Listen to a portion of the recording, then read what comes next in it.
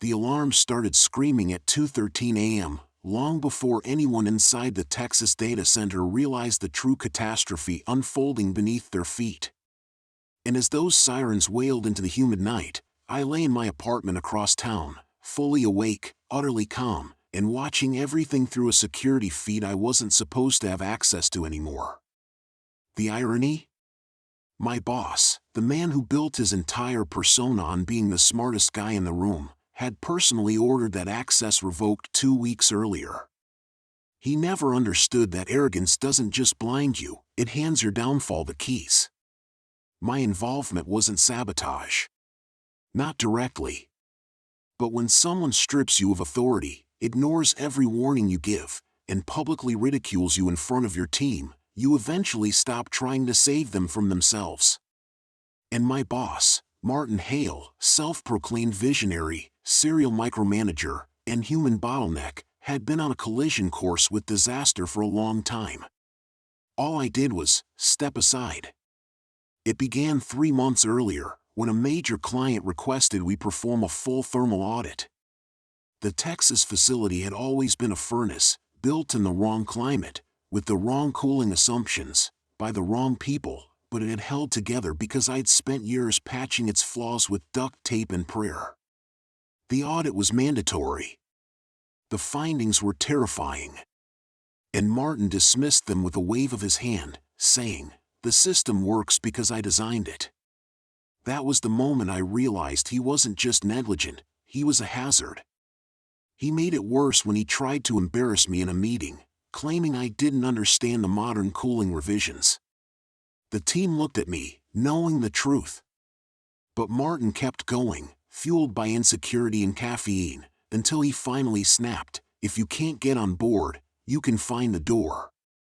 So I found it. The day I left, every engineer in that room avoided his eyes. But here's the thing about being the only person who truly understands a data center: you also know what happens when untrained hands start tinkering with the systems you spent years stabilizing. I didn't touch a single line of code. I didn't flip a single switch. All I did was walk away, silently, professionally, officially. Martin, however, couldn't leave well enough alone. Within a week, he rewrote the cooling automation sequence. He bragged about modernizing it. He disregarded the thermal load values. He ignored the peak humidity cycles.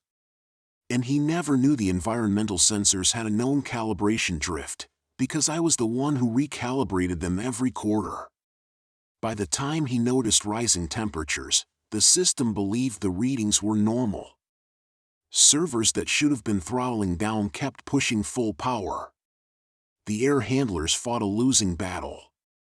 And that night, when the humidity spiked after a late storm rolled through, the first breaker tripped like a gunshot. On my private feed, I watched the red indicators cascade across the floor layout. A domino effect, mathematical, merciless, unstoppable. I didn't cause it. His arrogance did. His pride did. His refusal to listen did. But I will admit, watching the man who built his reputation on control lose every ounce of it in real time, there was a certain poetic symmetry in that. As emergency lights flickered through the fog of evaporating coolant, Martin appeared on camera, sprinting across the raised floor like a man trying to outrun his own negligence. His hair was wild, his shirt soaked with sweat, and he kept yelling orders to technicians who were already calling the fire department. He looked small. He looked terrified. He looked like a man confronting the consequences he once mocked me for predicting. By dawn, the entire East Wing was offline. By noon, it was clear the damage would cost millions. By evening, the board had scheduled an emergency meeting, one Martin had to attend with no sleep and even less dignity. I wasn't invited to that meeting. But I didn't need a seat at the table to know how it went. People like Martin always crumble in the same way, loudly, defensively, and too late for anyone to care. And as the sun set over the city, warm and quiet and unbothered, I realized something crucial: I never needed revenge. All I ever needed was for him to be himself long enough for the truth to surface. He did the rest. By the end of that week, the fallout was spreading faster than the thermal cascade ever had. Clients were furious, some threatening lawsuits, others demanding refunds for the months their services would be throttled or offline. Martin had always been the company's prized showpiece, the smooth-talking executive trotted out for tours and investor meetings. But suddenly, in the harsh fluorescent light of accountability, everyone began to see what the engineering team had known for years. Martin Hale didn't understand the systems he pretended to command. He understood power. He understood appearances. He understood blame. And now he was running out of places to put it. People started quitting, not loudly, not dramatically, but quietly, like air leaking from a balloon. A senior engineer left Monday. A cooling specialist left Tuesday. By Thursday, 2 technicians walked out mid-shift after Martin tried to accuse them of failing to monitor the environment properly, as if any technician could have detected problems once he rewrote the automation script into a self-blinding loop. One of them texted me that night, "He's unraveling. He knows he caused it, but he's trying to rewrite history in real time." I didn't reply. I didn't need to. History was already rewriting him. What I did do was return to the data center, not as an employee, not as an insider, but as an invited consultant. The board, desperate for clarity, hired me to conduct a post-incident analysis. The email had been politely phrased, but the subtext was unmistakable. "We need the truth we never listened to when you gave it for free." Walking back into the building felt surreal. The air was different, thicker, quieter, haunted by the scent of burnt circuits and career implosions. Technicians nodded at me with relief, some with gratitude. One engineer whispered, "Thank God you're here. He's been blaming everyone but himself." I didn't ask where Martin was. I found out soon enough. He stormed into the server hall as soon as he heard I was on site, his face flushed, his posture rigid with the kind of anger that masks fear. "You don't get to come back," he snapped. "I was invited," I said calmly. "By the board." His jaw clenched. He looked like someone watching their last lifeline slip through their fingers. "You think this is my fault?" he demanded. I didn't raise my voice. I didn't need to. "I warned you," I said. Repeatedly. Publicly. Professionally. You dismissed every warning. You refused every audit recommendation. And when you rewrote the automation logic, you introduced a feedback loop that hid rising thermal levels from the system. He tried to speak, but the words caught. "And then," I added, "you fired the only person who knew how to keep the ductwork, coolant cycles, and humidity calibrations aligned." Silence. Technicians nearby stopped pretending not to listen. For the first time, Martin didn't have a comeback. For the first time, he looked genuinely afraid. The board review that followed was brutal. I presented the timeline, the warnings, the calculations, the exact humidity spike that pushed the faulty logic over the edge. They asked questions. I answered them. Martin tried to interrupt twice before the chairman finally snapped, "Let him speak, Martin." 2 days later, an internal announcement went out, effective immediately: Martin Hale is no longer with the company. Even the email felt relieved. But here's the thing no one expected: I didn't stay. I declined their offer to come back full-time. Not out of spite, not out of pride, just simple truth. I had spent years holding together a system built wrong by arrogance. And now, with the architect of that arrogance gone, the company finally had a chance to rebuild from something real. Just not with me. I'd done my part. I'd told the truth. I'd walked away when they didn't value it. And I walked away again now that they finally did. Because sometimes the most powerful revenge isn't destroying the person who wronged you. It's outgrowing the entire world they tried to control you in. And as I left the building for the final time, stepping into the vast, dry Texas heat, I felt something rise in me, something steady, earned, and unmistakably liberating. Peace. Not because he fell, but because I no longer needed to carry the weight of keeping his empire from collapsing. I drove away from the data center that day with nothing but a clipboard of notes, a signed consultant agreement, and a new, weightless sense of detachment. The building grew smaller in my rearview mirror until it finally disappeared behind a stretch of flat Texas road, and with it, the last remnants of obligation I'd ever felt toward Martin's collapsing kingdom. But the story didn't end with his firing. People like Martin don't vanish quietly. They implode in stages. A week after he was removed, a former coworker called me, not to gossip, but because she needed someone who understood the emotional debris he'd left behind. "You won't believe this," she said. "Martin's trying to sue the company." I raised an eyebrow even though she couldn't see it. "On what grounds?" "He's claiming wrongful termination. Says the meltdown wasn't his fault. That the data center was, and I quote, sabotaged by unprofessional staff." I almost choked laughing.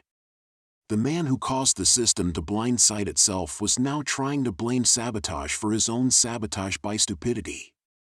But what surprised me wasn't the lawsuit, it was how quickly it unraveled. The board's lawyers, armed with every warning I'd issued and every time-stamped change Martin had forced through, dismantled his claims within days. Emails, meeting transcripts, version histories, access logs. Every arrogant decision he'd made told the story far louder than I ever needed to. Martin dropped the suit before it even reached mediation.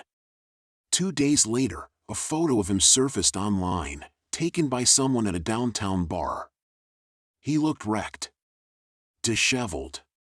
A far cry from the confident executive who once strutted through the data center as if it were his personal kingdom. I didn't feel joy. I didn't feel pity. I felt nothing. And that, I realized, was the true closure. I moved on with my career, joining a global infrastructure firm that actually listened when their engineers spoke. My new boss didn't pretend to know everything. He asked questions, valued experience, and treated people like partners instead of pawns. My first month there, I rebuilt a cooling architecture for a facility twice the size of the Texas Center. The team respected the design, implemented it perfectly. No arguments, no ego battles. And during the first successful load test, someone on the team clapped me on the shoulder and said, "Damn, you make this look easy." "Only compared to where I came from," I said. Years began passing, quiet, productive, fulfilling years. Then one humid evening, long after sunset, I received an unexpected email from an address I hadn't seen in ages. It was short. Only 5 words. "You were right about everything." No signature, but I didn't need one. Martin had always written emails in clipped sentences, as though being concise made him powerful. This time, his words didn't come from power. They came from recognition. Too late for him. Right on time for me. I didn't reply. Not out of anger, but because nothing more needed to be said. He had finally reached the truth on his own. And I was long past needing his validation. Life went on. My career flourished. My name became associated with reliability, foresight, and innovation, everything Martin once pretended to embody. And every now and then, a young engineer would ask me, "What's the worst data center disaster you ever saw?" I'd smile faintly and answer, "The one caused by a man who believed he was smarter than physics." And inevitably, they would laugh. But I never told them the full story. Because the truth wasn't about melted servers or ruined infrastructure. It was about the danger of arrogance, and the quiet, inevitable victory of walking away before someone else's ego burns the whole place down. In the end, Martin's data center collapsed. His career collapsed. His myth collapsed. Mine didn't. And that, more than any plan or scheme, was the most satisfying revenge of all. Years later, I thought I had closed that chapter for good, filed it away under lessons learned and moved on. But the past has a funny way of circling back, especially when your reputation starts traveling ahead of you. It happened at a global infrastructure summit in Denver. The kind of conference where experts discuss cooling innovations, next-gen power redundancy, and the million ways a data center can set itself on fire if you ignore thermodynamics long enough. I was there to give a keynote about designing resilient systems in extreme climates, a subtle nod to the Texas saga, though I never mentioned names. After my talk, a swarm of engineers gathered to ask questions. Real questions, thoughtful ones from people who wanted to learn, not people pretending to already know. It felt like the life I'd always wanted but had never gotten under Martin's shadow. Then, as the crowd dispersed, someone approached me slowly, hesitantly. Not a young engineer. Not a recruiter. Not a journalist. Martin's former second-in-command. Her name was Rebecca Stone. A brilliant systems engineer who had once been the bridge between my warnings and Martin's ego. She'd left the company a few months after I did, not because she wanted to, but because she had seen the writing on the melted, warped walls. I hadn't seen her in years. "Can we talk?" she asked, and her voice carried the weight of unfinished business. We stepped aside into a quiet corner near an exhibit on modular cooling pods. She didn't dance around the subject. "He's gone," she said. I wasn't sure what she meant.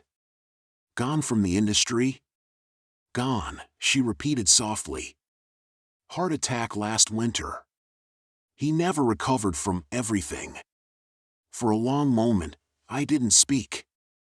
Not from shock, not from grief, just from the heaviness of realizing that even arrogance has a breaking point. I finally said, "I never wanted his life ruined." "I know," Rebecca replied. "But he built everything on a foundation that couldn't hold. You warned him. Others warned him. He just couldn't hear it." She paused, then added something unexpected. "He talked about you, you know. Near the end. Said you were the only person who ever told him the truth." The air felt still. Dry. Not vindicating. Not sorrowful. Just still. "I hope he found peace," I said quietly. "In his own way, I think he did," she replied. Losing everything forced him to see himself honestly. Most people never get that far. We talked a little longer, about the industry, about new tech, about old mistakes. Before she left, she touched my arm gently. "For what it's worth," she said, "your warnings saved careers. Even after you left. We used your old reports to rebuild the new center. They still reference them. You should know that." After she walked away, I stood there in the hum of the conference hall, surrounded by machines designed to prevent the very destruction I once witnessed in real time. Machines built by people who understood the responsibility of keeping systems alive. And in that moment, I realized something that settled over me like a quiet truth: revenge had never been the point. Balance had. Integrity had. Survival had. Martin's downfall wasn't my victory. My escape was. I left Denver the next morning, flying home over a landscape dotted with the glowing grids of hundreds of data centers. Each one humming with life, each one a reminder of the invisible hands that keep the digital world breathing. Hands like mine. Hands that build. Hands that warn. Hands that walk away when the warnings go unheeded. When the plane touched down, my phone buzzed with a new consulting request, another company wanting to avoid becoming the next cautionary tale. I accepted. Not to spite anyone. Not to prove anything. But because I had learned long ago that the best legacy isn't the fall of someone who underestimated you. It's the countless systems that stand because you didn't let arrogance, and certainly not someone else's, burn everything down. And that was the true ending. Not revenge. Not collapse. But continuation. The quiet, steady work of someone who survived the fire and learned exactly how to prevent the next one. In the months that followed the summit, my life drifted into a calm, steady rhythm that felt almost foreign after years of chaos. I took on projects I cared about, rejected the ones built on ego or shortcuts, and spoke at conferences where people actually listened. Not politely. Not performatively. But genuinely. It was during one of those projects, an upgrade to a high-altitude data facility in Colorado, that the final thread of the Texas story found me again, almost by accident. The facility's new director, a sharp, quiet woman named Dr. Imani Rhodes, had a reputation for designing cooling systems so efficient they bordered on art. During a break, she mentioned she had worked on a national audit team years earlier. Texas was one of our worst cases, she said casually. I raised an eyebrow. The old Hale Center? She nodded. Legendary disaster. We still use it as a training module. That made me laugh. I didn't know it reached that level. Oh, it did, she said.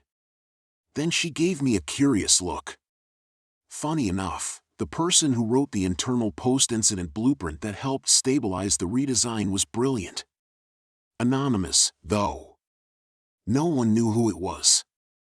I paused. What blueprint? She pulled up a secure tablet and showed me a file, the layout, the airflow corrections, the warnings about humidity cycles, the mitigation steps. Every note. Every calculation. Every line of it unmistakably mine. But I had never submitted an official blueprint after the meltdown. I studied the metadata.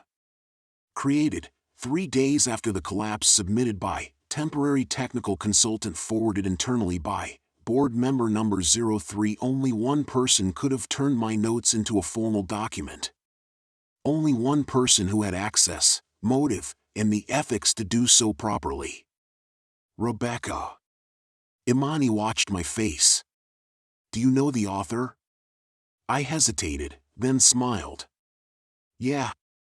I do. Well, she said, locking the tablet, whoever they were, they prevented a total industry-wide repeat. We based multiple national guidelines on that document. It changed the standards. That hit me harder than any revenge ever could. The Texas disaster, the humiliation, the meltdown, the fallout, had become something else entirely. Not a stain. Not a story whispered behind closed doors. A standard. A blueprint. A safeguard for facilities across the country. And in some strange way, I had Martin Hale to thank for unintentionally creating the conditions that pushed me to articulate every flaw, every risk, every silent hazard so clearly that the industry couldn't ignore it anymore. I left Colorado with a quiet pride that felt deeper than the old urge for vindication. That night, back in my apartment, I received a text from an unknown number. No name. Just a single sentence: he would have hated knowing your work became the new rulebook. I didn't need to guess who sent it. I typed back, he would have hated listening either way. 3 dots appeared. Then disappeared. No response came after that. And somehow, that felt perfect. Because the story didn't end with a downfall. Or a death. Or even with a redemption arc. It ended with transformation. A disaster became a lesson. A warning became a blueprint. A painful chapter became an industry standard. And a man's arrogance became the catalyst for improvements he never lived to see. As for me, I kept building. Kept designing. Kept speaking the truth the way I always had, clear, grounded, and without apology. Because that was the real revenge all along, not the collapse of his data center. Not his firing. Not the aftermath. But the simple, unshakable fact that my work outlived his ego. And it always will.